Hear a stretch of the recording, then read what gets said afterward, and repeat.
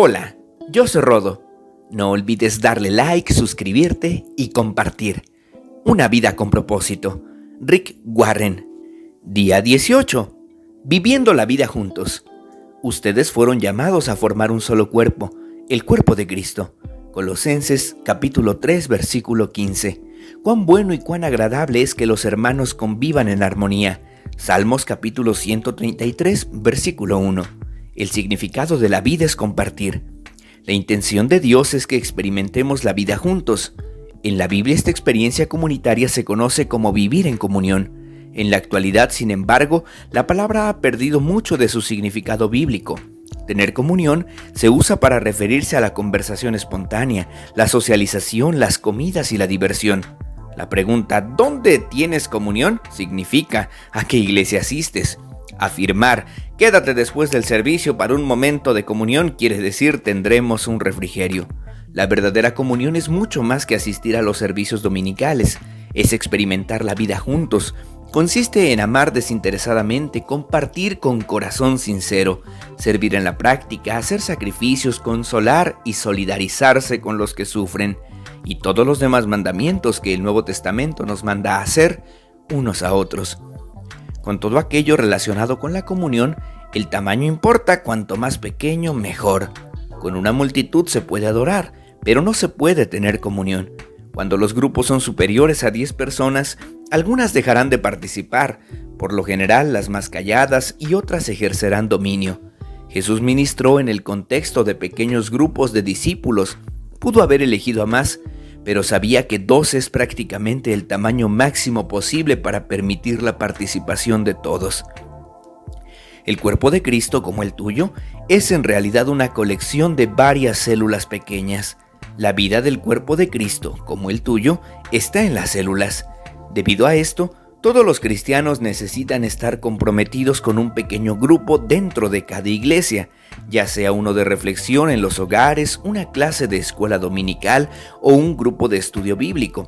La verdadera comunidad se gesta en estos lugares, no en las reuniones masivas.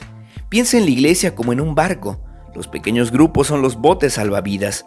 Dios ha hecho una promesa increíble con respecto a los pequeños grupos de creyentes, porque donde 2 o 3 se reúnen en mi nombre, allí estoy yo en medio de ellos. Por desgracia, pertenecer a un grupo pequeño tampoco es ninguna garantía de que se experimentará una verdadera comunión. Muchas clases de escuela dominical y grupos pequeños son superficiales, no tienen idea de lo que es experimentar la comunión genuina. ¿Cuál es la diferencia entre la comunión verdadera y la falsa? En la comunión verdadera experimentamos autenticidad. La comunión auténtica no es superficial, consiste en la expresión genuina, de corazón a corazón, desde lo más íntimo de nuestro ser. El verdadero compañerismo ocurre cuando la gente es honesta con lo que es y con lo que sucede en su vida. Comparte sus penas, revela sus sentimientos, confiesa sus fracasos, manifiesta sus dudas, reconoce sus temores, admite sus debilidades y pide la ayuda y oración de los demás. La autenticidad es exactamente lo contrario de lo que encuentras en algunas iglesias. En estas, en vez de una atmósfera de sinceridad y humildad, hay fingimiento, roles, politiquería, cordialidad superficial y conversación trivial. La gente se pone máscaras, está a la defensiva y se conduce como si su vida fuera un lecho de rosas. Estas actitudes matan la verdadera comunión. Podremos experimentar la verdadera comunión solo si somos transparentes en nuestra vida. La Biblia dice, si vivimos en la luz, así como Él está en la luz, tenemos comunión unos con otros. Si afirmamos que no tenemos pecado, nos engañamos a nosotros mismos y no tenemos la verdad. El mundo cree que la intimidad necesita oscuridad, pero Dios dice que esta ocurre en la luz. La oscuridad sirve para esconder nuestros dolores, culpas, temores, fracasos y fallas, pero al sacarlas a la luz las ponemos a la vista y admitimos quiénes somos en realidad. Por supuesto, la autenticidad exige valor y humildad. Implica enfrentar nuestro temor a la exposición, al rechazo y a ser heridos nuevamente. ¿Por qué habríamos de correr ese riesgo? Porque es la única manera de crecer espiritualmente y conservar nuestra salud emocional. La Escritura indica que nuestra práctica debería ser confesarnos unos a otros nuestros pecados y orar unos por otros para poder vivir todos juntos y ser sanados. Solo podemos crecer si nos arriesgamos, y no hay riesgo mayor que ser sinceros con nosotros mismos y con otros. En la comunión verdadera experimentamos reciprocidad. La reciprocidad es el arte de dar y recibir. Depende de cada uno de nosotros. La Biblia dice que Dios diseñó nuestros cuerpos como un modelo para que pudiéramos entender nuestras vidas reunidas como iglesia, cada parte dependiente de todas las demás partes. La reciprocidad es el corazón de la comunión, la construcción de relaciones recíprocas, de compartir responsabilidades y de ayudarse unos a otros. Pablo dice que desea que nos ayudemos entre nosotros con la fe que compartimos. Tu fe me ayudará y mi fe te ayudará. Somos más sólidos en nuestra fe cuando caminamos junto a otros que nos animan. La Biblia nos ordena rendir cuentas unos a otros, animarnos, servirnos y honrarnos mutuamente. Más de 50 veces el Nuevo Testamento nos manda a hacer distintas tareas unos a otros y unos con otros.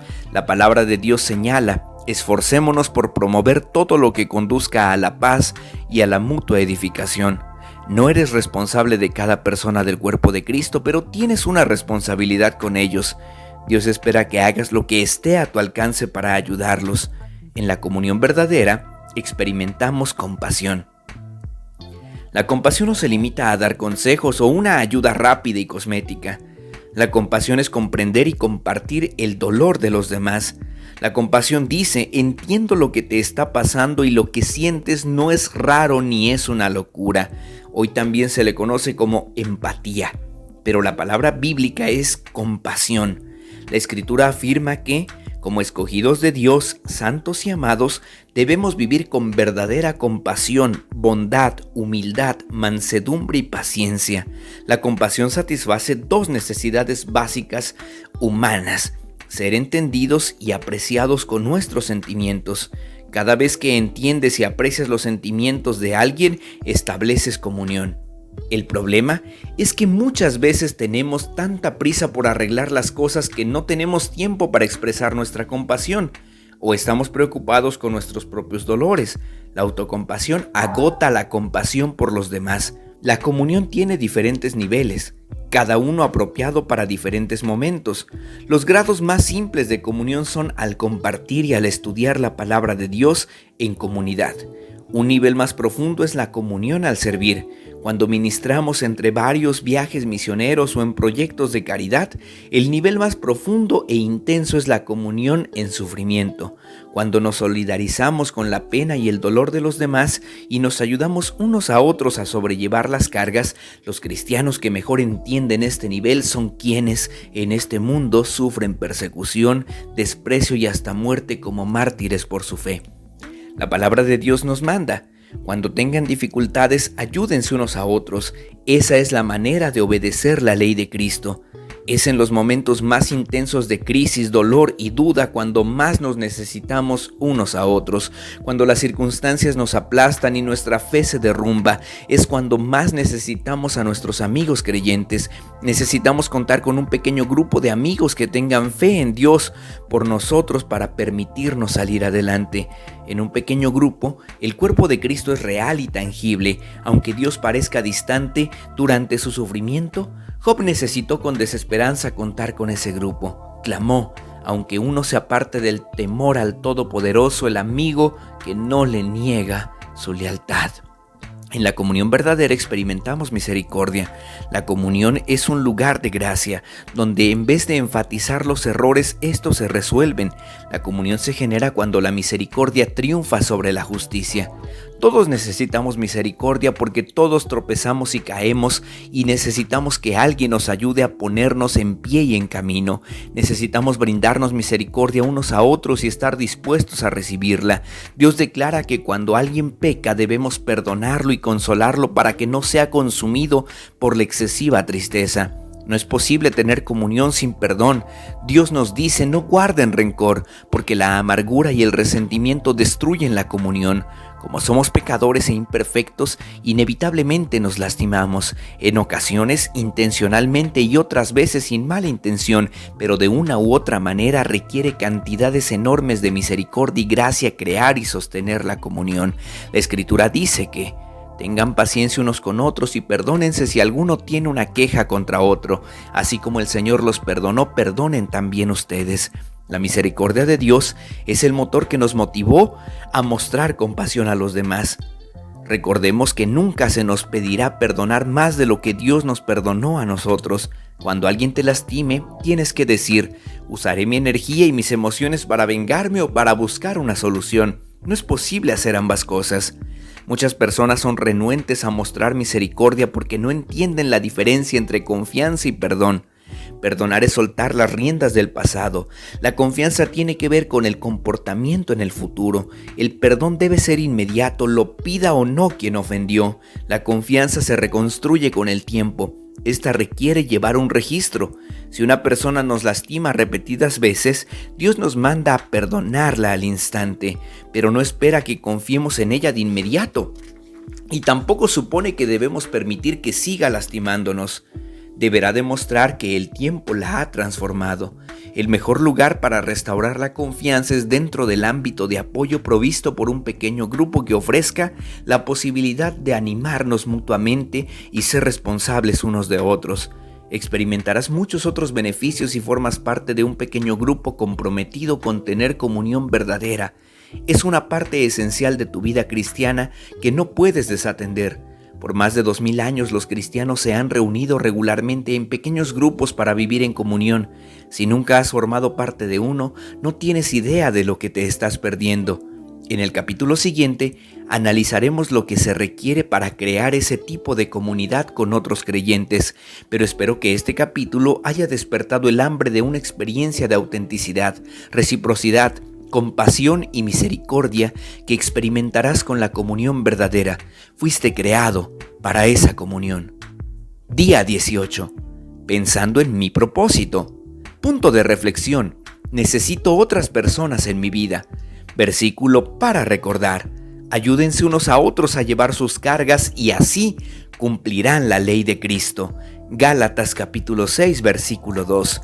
Pregunta para considerar. ¿Qué primer paso puedo dar hoy para relacionarme con otro creyente en un mayor grado de intimidad y autenticidad? Una vida con propósito. Rick Warren. No olvides darle like, suscribirte y compartir. Yo soy Rodo y tenemos una cita en el próximo capítulo.